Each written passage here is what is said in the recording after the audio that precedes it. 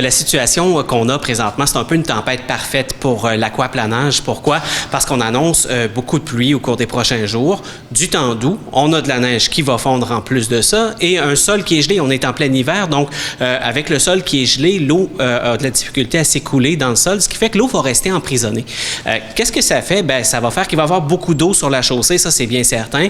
Premièrement, c'est pas bon pour les nids de poules parce que l'eau va s'infiltrer dans les fissures et à force d'avoir des cycles de gel et de dégel, on peut avoir un phénomène de nid de poule qui va se créer parce que la glace va prendre de l'expansion et briser le pavage. Donc, ça va être à surveiller. Dans un deuxième temps, c'est certain, il va y avoir de l'eau sur la chaussée, des trous d'eau, donc beaucoup de risques d'aquaplanage sur la chaussée.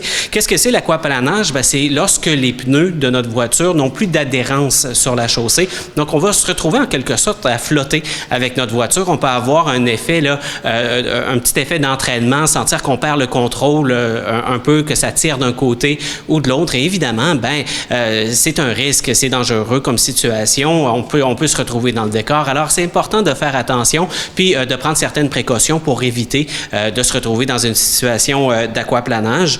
J'ai 5 trucs à vous donner pour éviter l'aquaplanage. Donc, le premier truc, c'est évidemment de ne pas utiliser le régulateur de vitesse. Alors, dès qu'on a une chaussée glissante, que ce soit de la glace, de la neige ou encore de l'eau, c'est très important de désenclencher notre régulateur de vitesse. Le deuxième truc, évidemment, réduire notre vitesse, augmenter les distances. Le troisième truc que je peux donner, c'est d'essayer de contourner les flaques d'eau. Oui, évidemment, mais de le faire sans donner de coups de volant ou de coups de frein trop brusquement, parce que les autres véhicules en arrière essaient de faire la même chose, les véhicules devant.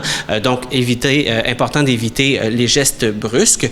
On va chercher à éviter également les ornières dans la chaussée, parce que ça va augmenter les risques d'aquaplanage. Et également, l'eau va avoir tendance à s'accumuler davantage sur le bord de la chaussée. Donc là aussi, il y a un risque plus élevé. Donc, il faut essayer d'éviter ces deux situations-là. Et également d'avoir une voiture en bon état. Ça va aider. Donc, une voiture avec une suspension qui est défectueuse ou des pneus qui sont trop usés va augmenter ces risques d'aquaplanage là aussi.